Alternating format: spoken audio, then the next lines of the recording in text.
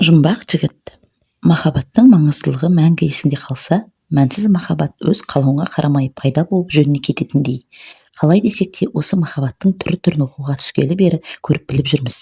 Оғанға дейін бәрі ерсі көрінетін, тіпті жігітпен сөйлесіп тұрудың өзі ыңғайсыздық апаратын. Жатақхана алдында жазылмай жатқан қаншама үздік сырлар, әңгіме, повестер жатыр десеңізші. Кеш батса болды, жүрек дүрсілі жиілеп ынтыға біреуді күтетін.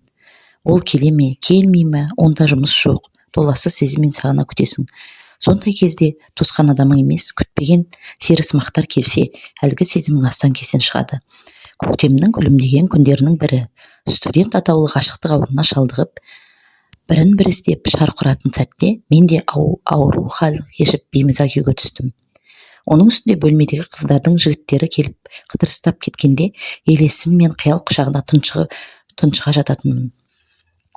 Бірде ақырын сыздап, ауырған тісімді сылтауратып, сол жақ қолыммен баса төсегіме қисайғам. Көзім жұмулы, өзім ояумын, жүректе маза жоқ. Ол келе жатыр дегендей шаншып қалмас бар ма?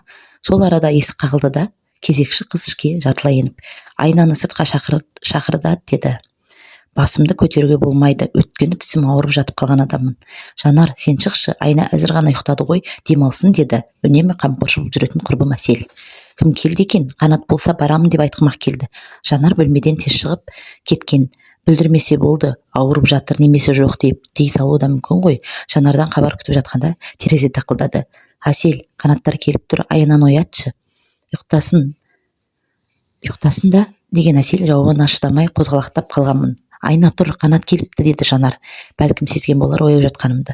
Оны күтіп жүргенімді деп ұйқылы-ояу кейпімдегідей ыңырсыдым. Ішімнен адал құрбыма алғысымды жаудырдым. Әсел де, Қанаттар келіпті, шық, тез барып келе ғой деді. Bir топ болып дөңгелене отырған жігіттерге жатақхана жақындадым. Қанат қолымды қысып амандасып бетімнен сүйді.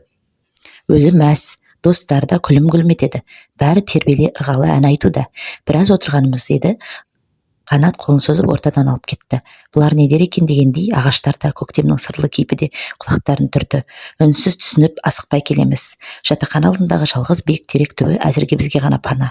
Махаббаттың от құшағы өзіне бағындырып, ертедегі әлемге алып бара жатқандай. Күліп тұрылайтын, жылап тұрып күле алатын. 18-демін ғой. Өзімді бақытты сезінгісем де еш білдірместен қыз бойындағы тәкаппарлыққа салдым.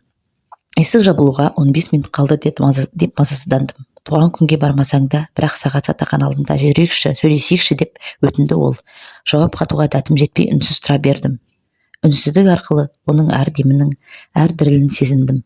Үнсіздік арқылы болмысымды өзгертіп те үлгердім. Әуелеп асқақтаған әуенде басылып үнсіздікке қызмет етіпті. Вахтершаның есікті жабам, кіріңдер деген сөзінен кейін уақытым жоқ, сабақ оқимын деп қырсық жауап берген күйі жүгіре жөнелдім. Сөйлескісі келді білем. Не айтады екен, егер мен қалсам? Мүмкін, ішінде жүрген шерін шығарар. Жоқ әлде махаббат туралы мазасы ойын айта ма? Ол жағы белгісіз. Кәне, кімде? Кінә кімде? Ерте жабылған жатақхана есігі ме? Қырсық мінез қыз қылығында ма? Білгені көп сері жігітте ме? Әйтеуір түсінбеймін. Сол жігітті одан кейін жиі кездестірмесем де, жиі көз жанары елестеп, тереземді қағып тұрғандай болады.